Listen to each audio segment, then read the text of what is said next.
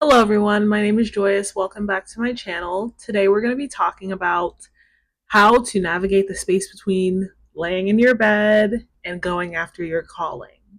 So for me, I know that I'm going through and I'm implementing the things that I'm talking about in this video right now in my life because I know I'm trying to make content that I would watch and content that I think is important to, I don't know, like an INFJ. Like I got a comment that someone was an INFJ in my viewership and felt like my demeanor was very helpful to them. And yeah, I'm making videos for my person or something that I would watch. And I feel like my passion is doing videos like this, and my passion is speaking up and like helping people in some way, shape, or form with my voice and with my thoughts.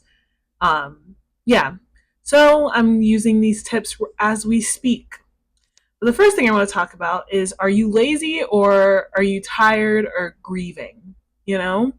Like I feel like being tired is given, and like having a taxing job or a taxing life, like if you are, you have kids and you're trying to do a job and you're trying to go after your passions, like yeah, you can be tired. But sometimes we're grieving, and grieving can be, grieving, for example, if you're in your 20s, like I have been in my past, there's been a time in my life where, and I'm still grieving this, but there was a time in my life where I thought, once I graduated and like did all the things that I was supposed to do, I was gonna get like a white picket fence house and like a husband and like live happily ever after without any challenge in the world, because I already went through the challenges that are, what's it called? Just living life in general. Or like, what's it called? Graduating. And like, I thought I was just gonna be given a life.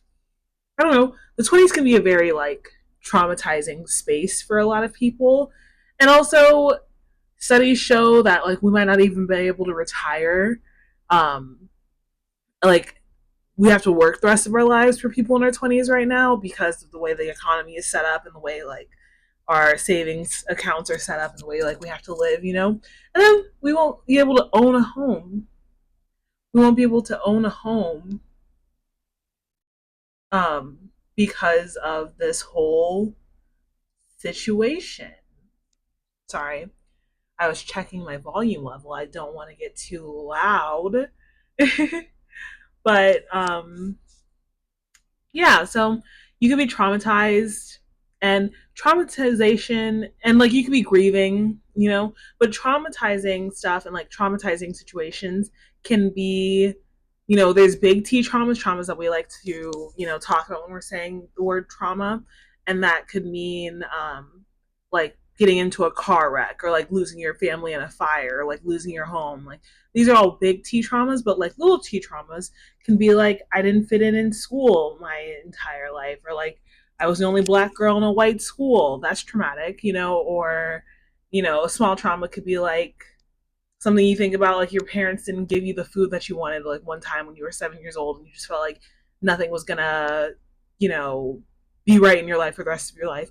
Or just the trauma of stopping breastfeeding, especially if you like stopped early or didn't, like all of a sudden, like as a baby, like this thing that was giving you nourishment and like comfort and safety and enjoyment was ripped away from you, and you don't, and like you never, get told why, or like you don't understand why. Like breastfeeding and like stopping breastfeeding at a young age, or at any age, is a traumatizing thing, and that's not something we consider when we're talking about trauma. So yeah, just a thought when it comes to trauma. And you might be in your bed because you're traumatized, and you might have been traumatized by something very small that you don't even recognize as a trauma, but it's still a trauma. And I would direct you to Teal Swan's Completion Process book. I think that book is a very interesting thing, as well as Mami Onami's Seven Steps to Grieving, or Seven Steps to Overcoming Negative Emotions and like healing the traumas in your life. Like she thinks there's seven like main traumas that you have to deal with in order to move on in your life. And then the completion process, Teal talks about finding the first time you experienced a negative emotion, and then going to that childhood self and like giving her the comfort that she needs in life. And I feel like that's a very interesting idea. But yeah, You also might just be depressed, and depression, clinically speaking, it is being in a low state or low mood for at least 2 weeks and like having little to no pleasure in doing things in your life. That can be depression, and that's the clinical psychology version of depression. And I think it has to be long, like it has to be prolonged, like for 2 weeks, like you're feeling this way. But you can also just have bouts of sadness, and it might not last 2 full weeks of having little to no pressure, but hopefully this video still brings you some sort of solace or some sort of support as you are going through what you're going through right now. But yeah, a spiritual version of depression is you're unwilling to accept futility as a part of life. Like, you might come to the realization that this is all pointless and like we're all gonna die anyway, so why would we do anything, And like there's no promise of what happens in the afterlife. So like why are we doing any of the stuff that we're doing right now? Like what's the point of any of this? And what's the point of going after my dreams if I also know that they're not guaranteed to me, like there's like some futility in these endeavors, and there's some futility that you have to face whenever you're thinking about your passions. Like what if nothing come, like that's something that I'm going through right now when it comes to the books that I'm writing, is like I'm not willing to accept the futility of this just yet. I have in the past, and like I stopped. Like I feel like there's less futility in posting videos because I get immediate feedback on whether or not I am reaching an audience or not, Versus writing a whole book and like no one reading it. I feel like that there's futility that's too much futility for me at this very point in my life. But I'm still trying to face that and still trying to write every day, or I'm starting to write every day in some way, shape, or form. But yeah, so are you lazy or are you grieving? Or are you tired? Are you depressed? Are you traumatized? Like, is there a reason your bed is calling you? And like, how can we get you out of the bed? This is something I'm going to be talking about at the end of the video, but some tips or some thoughts that I have when it comes to navigating the space between your bed and your calling also include following your passion can feel uncomfortable. Like following your passion in the movies, it just seems like everyone is like, oh my god, so into it and so excited about doing their passions in movies and TV shows, and like they're not gonna let some man stand in their way if they're a girl and they're like, oh, like this is my, like they're a career, like a working woman in TV shows and movies. Like, why would she let a man stand in her way for that? Like, why would she let kids stand in the way for that? Like, there's a bunch of tropes of women and like people in general going after their passion so much that they, like something that comes to mind is in the TV show for Anna Delvey. I forget the name of it. I think it's Inventing Anna. Um, the woman, the news reporter or the journalist that is trying to cover this thing is pregnant, and she's like, I'm not going to let this pregnancy get in the way of this hard hitting story that I'm going after. Like, there's a bunch of stories where, people are so passionate about their passion that it just seems like that's where they're comfortable at. And if you're someone that is just starting on your passion, you might, this is outside of your comfort zone, And just because you love something doesn't mean that you are actually willing to do everything you can to support the thing, especially if you were raised or like if you've gotten the feedback early on that you should.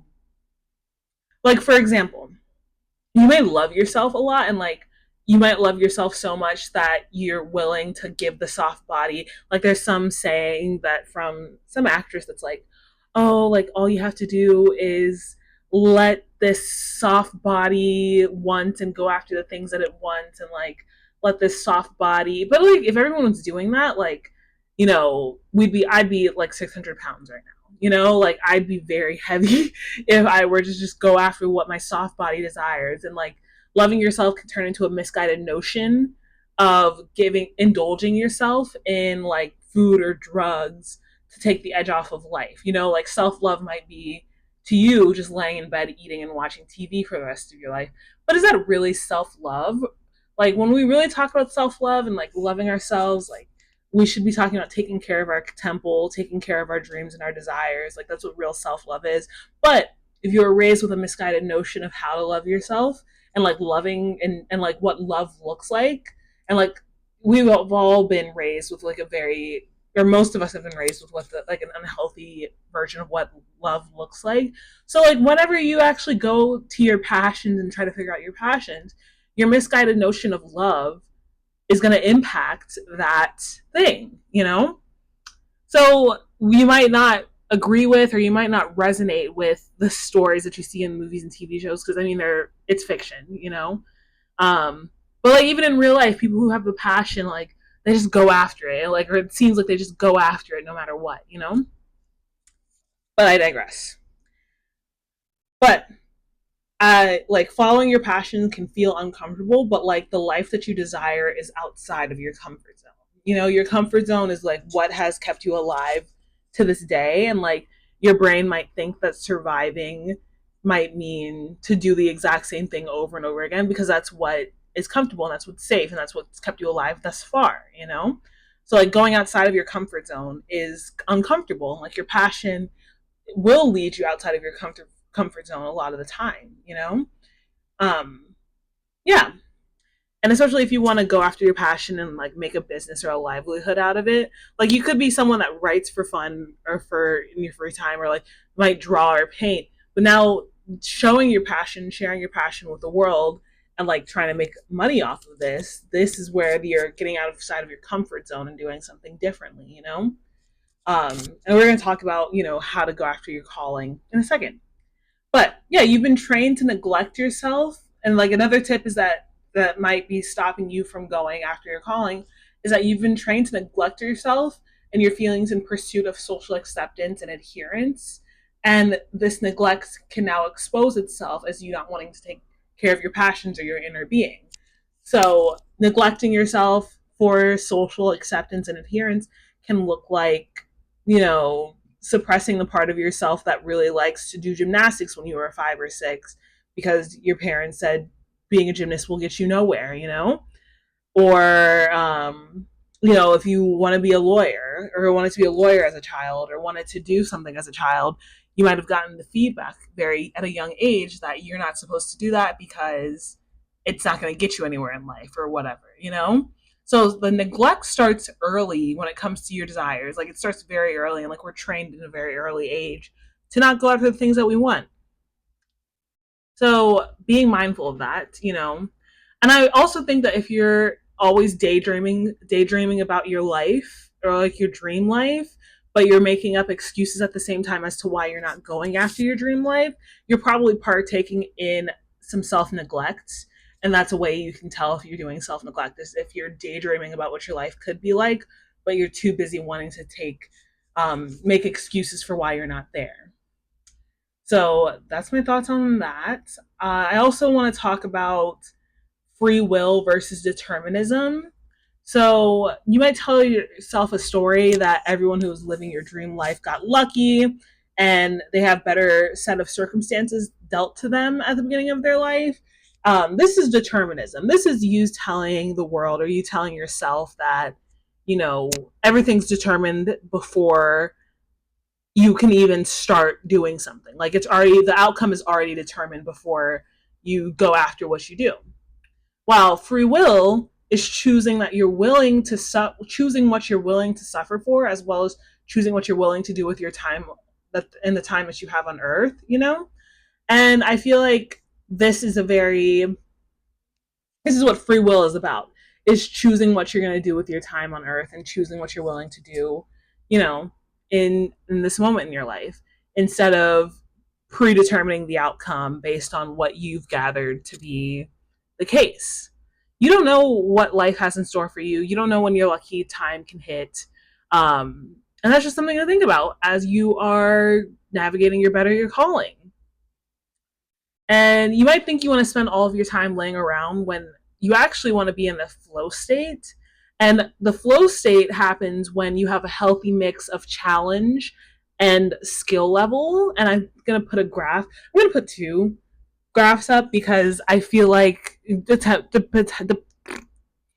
depends on what you would consider flow state and like how you would consider this chart. But like it takes a certain amount of skill level and a certain amount of challenge. So you should already have the skills to do something, but it should also be very challenging. So, like for me, I have the skills to plan out a video. I also have the capability to edit a video, but the challenge comes in actually getting people to watch the video, you know? And I have the skill, or I have enough skill to write for the most part, but it's actually the challenge of just knowing what to write next in my writing career.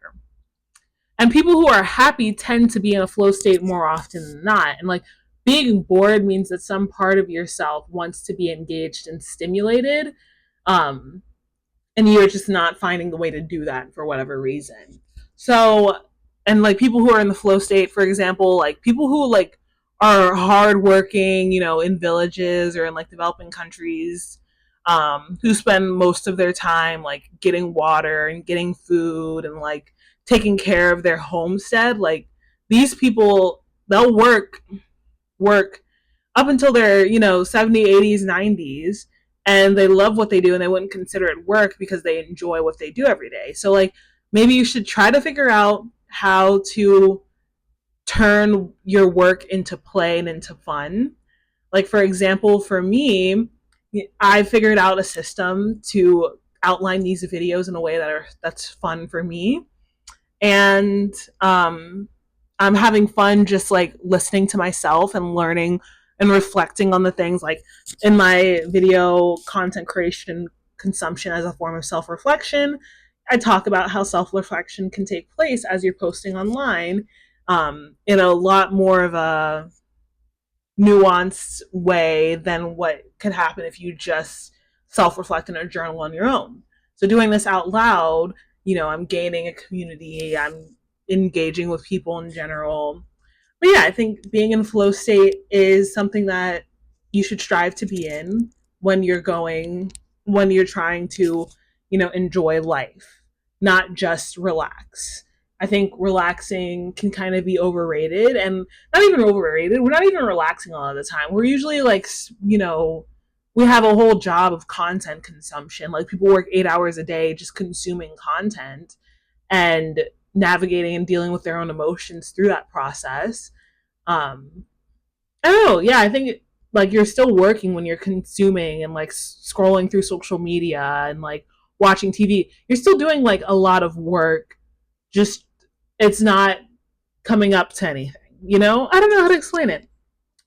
But yeah, how to go after your calling. I would first say be gentle with yourself and slow down. The direction you're going is far more important than your speed. So as long as you're going towards your goals and going towards your passions, I think it's a very healthy thing to go slowly so you don't mess up, like not even don't mess up, so that you can make less mistakes. Like there's some saying in the startup world that's like, oh, move fast, break things. But I think that only works if you have the resources and the time and the money, like the resources to break things. If you don't, especially if your resource is your confidence and like you don't have that much confidence to begin with, breaking that, especially at the start of your passion, is going to stop you from doing this like sustainably. So move slowly, don't harm yourself, try not to break things, and like learn the rules so you can break them. Eventually learn how to break the rules. But like learning the rules of your passion and what you're trying to do is, I feel like, very important when you're starting off. Also, to go after your calling, share your progress with others. We're in a day and age where sharing is caring, and sharing like online is so easy, and like you can find a community of people, an audience for the things that you want in life and like what you're trying to do. So doing that, I think, is a very important thing. So share, and this also holds you accountable, and you get to feed off of other people's excitement for what you're doing, and yeah, you build a community around it.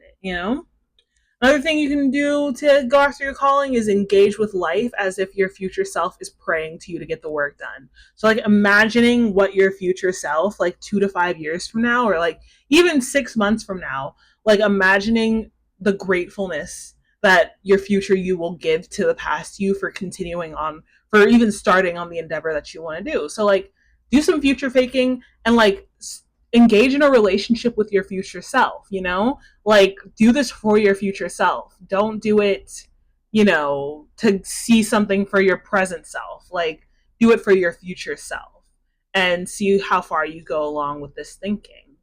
And also make creative decisions daily for your passion. So making decisions is like what sets successful people apart from the people who are still working on stuff. Like if you're overthinking and if you're, you know, trying your best to be perfect, you know, this is a very balance. This is a huge balance between going slow, and you still need to make decisions every day, even if it's slow decisions, even if it's like one decision a day, even if it's 500 words a day for your writing, or even if it's just a painting a day, or even if it's just one post a day.